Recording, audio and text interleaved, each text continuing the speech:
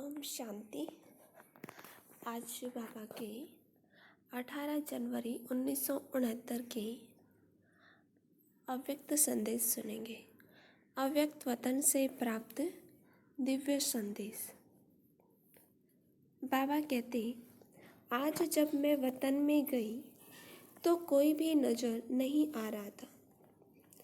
दूर से कोई जैसी आवाज़ आ रही थी। ऐसे लग रहा था जैसे कोई खास कार्य हो रहा हो।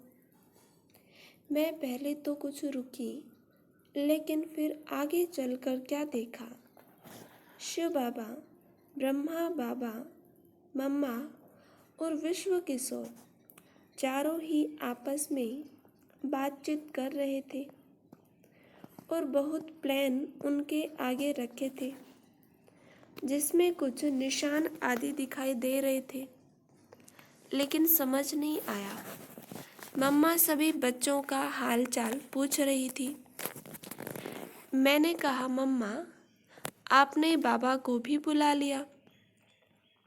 मम्मा बोली, मम्मा भी नहीं चाहती थी कि बच्चों से माता पिता का साकारी साथ छूटे, लेकिन ड्रामा। फिर मैंने बाबा से पूछा, बाबा यह प्लान्स आदि क्या है? बाबा बोले, बच्ची, जैसे मार्शल के पास सारे नक्शे रहते हैं कि कहाँ कहाँ क्या क्या हो रहा है, आगे क्या होना है, वैसे यह भी स्थापना के कार्य की ही बातचीत चल रही थी, जो फिर सुनाएंगे। इसके बाद एक दृश्य दिखाया जिसमें 3 संगठन थे। एक तो देखा लाल लाल चींटियाँ जो आपस में गेंद के मौफिक इकट्ठी हो जा रही थी। दृश्य ऐसा था जो ब्रह्मा बाबा ने शुरू में देखा था। दूसरा संगठन था मूल वतन में आत्माएं समारूप में थी। तीसरा संगठन हम ब्राह्मणों का था, जो सभी सर्किल रूप में बैठे थे और बीच में बाप दादा थे। वह ऐसे लग रहा था जैसे फूल के बीच में बूर होता है और चारों ओर पत्ते होते हैं। इसका रहस्य बाबा ने बताया कि बच्ची, जब प्रत्यक्षता शुरू हुई तो भी संगठन में देखा, अंत में भी आत्माओं को संगठन रूप में ही रहना है और अब मध्य में भी संगठन है। संगठन की शक्ति है तो कोई भी हिला नहीं सकता। देखो, बाप दादा ने कहाँ कहाँ से चुन चुन कर संगठन बनाया है, तो बच्चे भी जब संगठन में चलेंगे तो माया का वार नहीं होगा।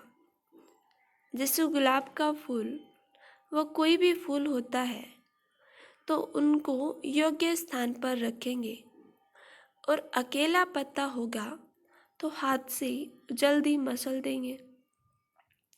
तो बच्चों का भी संगठन रूपी गुलदस्ता होगा तो विजय प्राप्त करते रहेंगे, कोई वार नहीं कर सकेगा। ऐसे कहते बाबा ने कहा कि सभी बच्चों को कहना कि संगठन ही सेफ्टी का साधन है। 9वां संदेश। आज जब वतन में गई तो बाप दादा दोनों बहुत बिजी थे।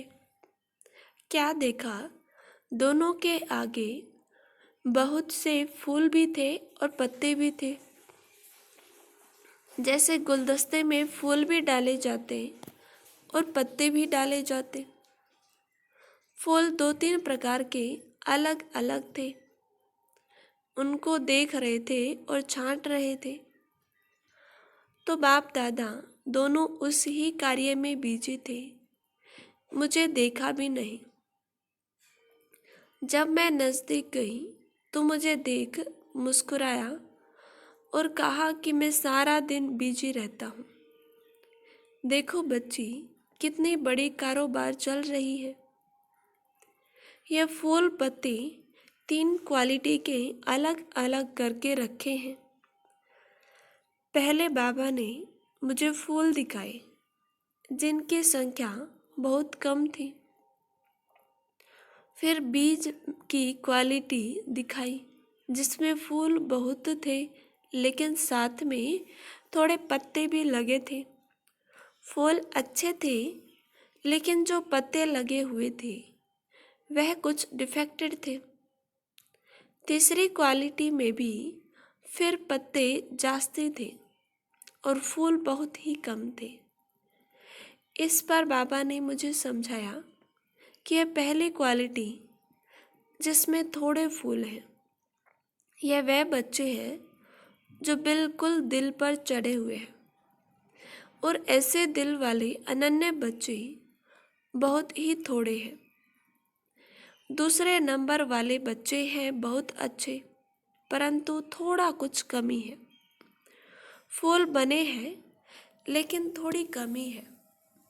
बात की तीसरी क्वालिटी के प्रजा है, उसमें कोई फूल निकलता है जो पीछे जाने वाला है, बाकी सब है प्रजा। तो 2 ऊपर की क्वालिटी बच्चों की है। बाप दादा अब गुलदस्ता सजाते हैं। जब गुलदस्ता सजाया जाता है तो सिर्फ फूल डालने से गुलदस्ता नहीं शोभता, उसमें कुछ पत्ते भी चाहिए। तुम फूल हो लेकिन तुम्हारे साथ पत्ते भी चाहिए। तुम राजा बनेंगे तो प्रजा भी चाहिए ना। तो प्रजा रूपी पत्तों के बीच में फूल शोभता है। तो यहाँ बैठी तुम बच्चों का गुलदस्ता बनाता हूँ और देखता हूँ कि एक फूल ने कितनी प्रजा बनाई है। जिसने जास्ती प्रजा बनाई है उनका गुलदस्ता भी शोभता है। फिर बाबा ने एक प्रश्न पूछा कि जब कोई देवता पर फूल चढ़ाते हैं तो सिर्फ फूल चढ़ाते पत्ते निकाल देते हैं, क्यों? पत्ते तो फूल का शो होते हैं, फिर पत्ते क्यों निकाल देते? फिर बाबा ने सुनाया कि तुम बच्चों से ही यह सारी रस्म रिवाज होती है। जब तुम पहले अर्पण हुए थे तो अकेले थे, लेकिन फूल को अगर कुछ समय रखना हो तो पत्ते साथ में होंगे तो रख सकेंगे। वैसे ही जब तुम पहले अर्पण हुए तो तुम अकेले फूल अर्पण हुए हो। फिर तुमको 21 जन्मों के लिए अविनाशी चलना है तो प्रजा रूपी पत्ते भी लगाए जाते हैं। पहले तुम आए तो प्रजा नहीं थी, लेकिन अब तो तुम फूलों की शोभा ही प्रजा रूपी पत्तों से है। इसलिए बाप दादा कहते हैं प्रजा बनाओ। 10वां संदेश। आज जब मैं वतन में गई तो ऐसे लगा जैसे कोई सूर्य के नज़दीक जाए तो सूर्य की गर्मी इस या सकाश तेज से आती है। ऐसे ही आज वतन में जैसे ही आगे बढ़ते गए तो ऐसा अनुभव हुआ जैसे कोई भट्टी के आगे जाते। आज बाबा लाल लाल लाइट में जैसे साग अव्यक्त फीचर में दिखाई दे रहे थे और सूर्य के समान किरणें निकल रही थी। क्या देखा कि नीचे बहुत बड़ी सभा है। ऐसी सभा साकार रीति में ब्राह्मणों की कभी नहीं थी। सभी ब्राह्मणों पर वह किरणें जा रही थी और मैं भी वतन में गई तो देखा मेरे पर भी वह किरणों की लाइट माइट आ रही है। कुछ समय बाद मैं बाबा से उसी रूप में मिली और कहा कि बाबा मैं भोग लेकर आई हूँ। बाबा भोग स्वीकार करते हुए सिखला रहे थे कि खाते समय कैसे लाइट माइट की स्थिति में रहना है। फिर मैंने बाबा से पूछा कि बच्चों को याद प्यार तो देंगे ना। इस पर बाबा ने कहा कि स्नेह का रूप तो बहुत देखा, लेकिन स्नेह के साथ शक्ति रूप की स्थिति जो बाबा बच्चों की बनाना चाहते हैं वह अभी तक कम है।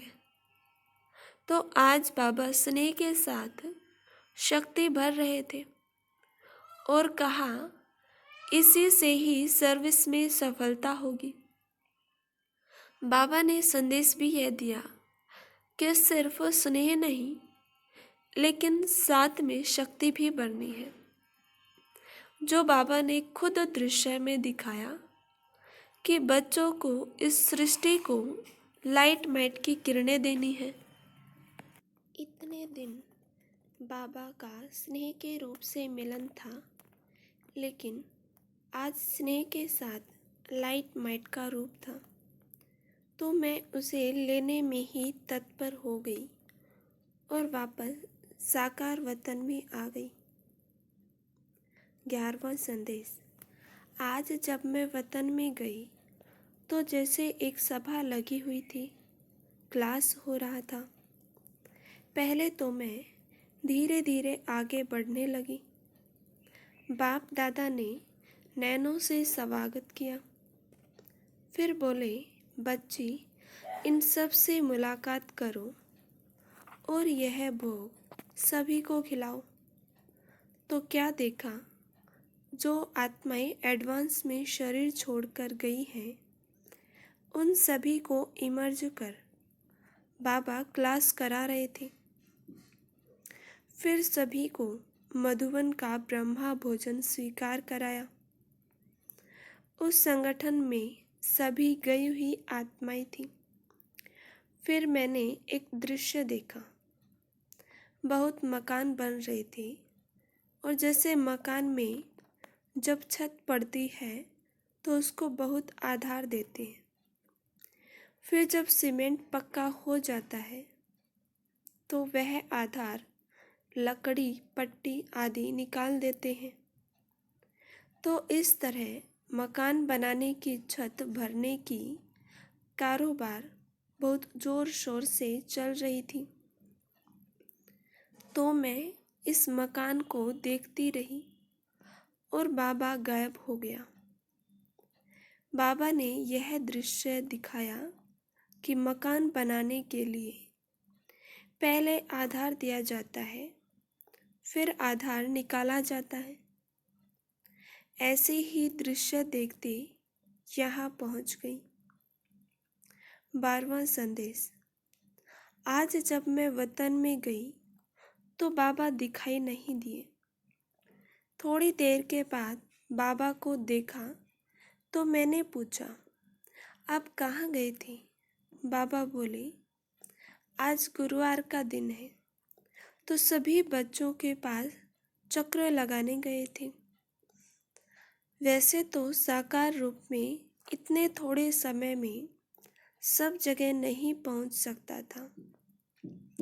अब तो अव्यक्त वतन में अव्यक्त विमान द्वारा रॉकेट से भी जल्द पहुंच सकते हैं। हमने कहा, बाबा आपने चक्र लगाया तो उसमें आपने क्या देखा? बाबा ने कहा, मेजॉरिटी बच्चे अभी तक स्नेह में अच्छे चल रहे हैं और बहुत ऐसे भी हैं जिन्हों के अंदर कुछ संकल्प भी है कि न मालूम अब क्या होगा, परंतु संगठन के सारे अब तक ठीक है। बाबा ने कहा कि स्नेह के आधार पर जो बच्चे अभी तक ठहरे हुए हैं, तो अब स्नेह के साथ ज्ञान का फाउंडेशन जरा भी ढीला हुआ तो बच्चों पर वायुमंडल का असर बहुत सहज हो सकता है। इसलिए हर एक बच्चे को अपनी चेकिंग करनी है। फिर भी व्यक्त देह में हो तो स्नेह में पहले फोर्स अच्छा रहता है, लेकिन इस स्नेह पर फिर जैसे जैसे दिन बढ़ते जाएंगे तो वायुमंडल का असर जल्दी पड़ सकता है। स्नेह में भल कहते हैं कि शिव बाबा कल्याणकारी है या बाबा ने जो किया है वह ठीक है। स्नेह के वह संकल्प बंद किया है। स्नेह के रिजल्ट मेजॉरिटी के अधिक है। वायुमंडल का असर हमारे पर न हो और हमारा असर वायुमंडल पर हो, तब कायदे मुजीब चल सकते हैं। हमने कहा कि बाबा हमारे पास तो ज्ञान की ही बातें चलती हैं। तब बाबा ने कहा, बच्ची, ज्ञान के फाउंडेशन से अपने को संतुष्ट रखें, ऐसे बच्चे थोड़े हैं। तो आज बाबा ने यह रिजल्ट बताई और कहा कि सभी को जाकर सुनाना कि वायुमंडल को हमें चेंज करना है, न कि वायुमंडल हमें चेंज करे। फिर भोग स्वीकार कराने के बाद बाबा ने एक सीन दिखाई। एक बहुत बड़ा हाल था। उस हाल में चारों ओर से बहुत बदबू आ रही थी। उस कमरे में 2-3 बहुत अच्छी खुशबूदार अगरबत्ती जल रही थी। धीरे धीरे अगरबत्ती की खुशबू ने बदबू को दबा दिया। बाबा ने सुनाया, देखो बच्ची, चारों तरफ बदबू का वायुमंडल था, लेकिन इतनी सी अगरबत्ती ने वायुमंडल को बदल दिया। तो तुम बच्चों पर जब देखो कि वायुमंडल का असर होता है, तो अगरबत्ती का मिसाल सामने रखो कि हम सर्वशक्तिवान बाप के बच्चे हैं। अगर वायुमंडल का असर हमारे पर आए तो इससे तो अगरबत्ती अच्छी है। जब तुम बच्चे पावरफुल खुशबूदार बनेंगे, तब यह वायुमंडल दब जाएगा। बाबा ने कहा, अब हर एक बच्चे को शिक्षा तो मिली है। शिक्षा भी सभी बड़े मीठे रूप से सुनते हैं, लेकिन जैसे मीठे रूप से सुनते हो, उसी मीठे रूप से धारण भी करना है। मीठापन चिपकता बहुत जल्दी है। जो ऐसे मीठा बनेंगे तो बाप से चिपक जाएंगे। याद और मीठापन नहीं होगा तो अलग अलग रहेंगे। जैसे नमकीन चीज आपस में कभी नहीं मिलती, तो जो ऐसे होंगे उनकी अवस्था योग युक्त नहीं रहेगी। अब जैसे बच्चों ने सुना वैसे ही धारण करेंगे तो बहुत बल मिलेगा। 13वां संदेश। आज जब मैं वतन में गई तो बाप और दादा दोनों सामने खड़े थे और जाते ही नयनों की मुलाकात से सभी की जो याद पार लेके गई थी वह दी। जैसे ही मैं याद दे रही थी तो साकार बाबा ने मेरा हाथ पकड़ा। उस हाथ पकड़ने में न मालूम क्या जादू था। ऐसे अनुभव हुआ जैसे साकार में कोई स्नान करता है। ऐसे थोड़े समय के लिए मैं प्रेम के सागर में लीन हो गई। उसके बाद हमने ऑलमाइटी बाबा की तरफ देखा तो बाबा ने कहा, बच्ची, बाप में मुख्य 2 गुण हैं। वह बच्चों ने साकार रूप में अनुभव किया है। वह 2 गुण कौन से हैं?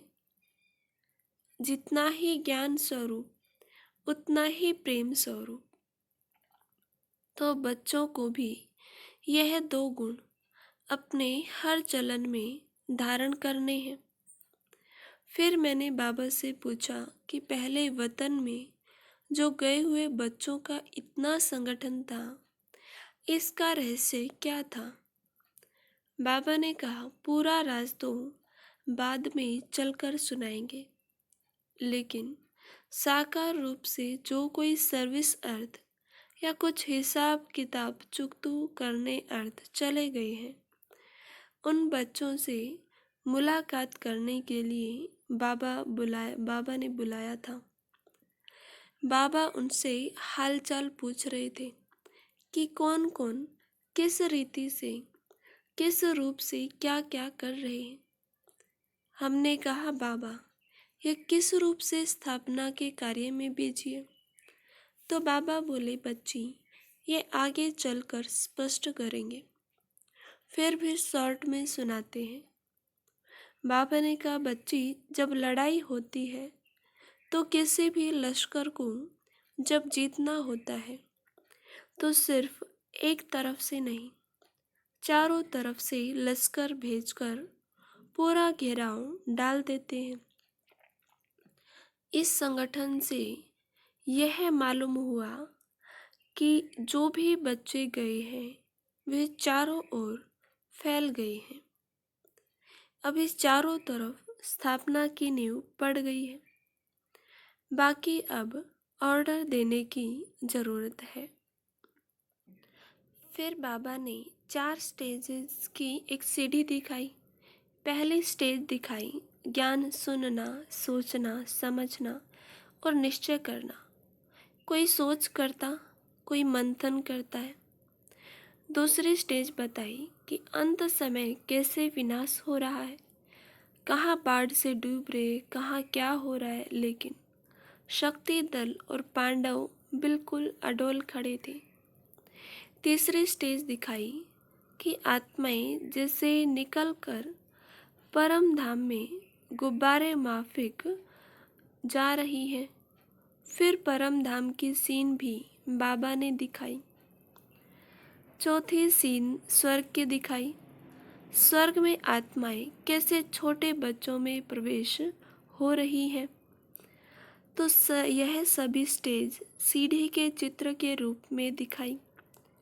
यह सीढ़ी दिखाने का रहस्य बताते हुए बाबा ने कहा, बच्चों की बुद्धि में यह घूमता रहे कि अब हमारी क्या स्टेज है। जो अंतिम स्टेज धारण करनी है वह लक्ष्य पहले से ही बुद्धि में रखेंगे तो पुरुषार्थ तेज चलेगा। विनाश के समय की जो सीन दिखाई उसमें आप बच्चों की अडोल अवस्था रही। फिर बाबा ने हमें ढेर हीरे हाथ में दिए और कहा, इन हीरों का टीका सभी बच्चों को लगाना। यह हीरे क्यों दे रहा हूँ? क्योंकि हीरे मिसल आत्मा मस्तक में रहती है तो हर एक आत्मा सच्चा हीरा बन चमकती रही। अच्छा, ओम शांति। ऐसे ही हर रोज अव्यक्त वाणी सुनने के लिए इस चैनल को सब्सक्राइब करें।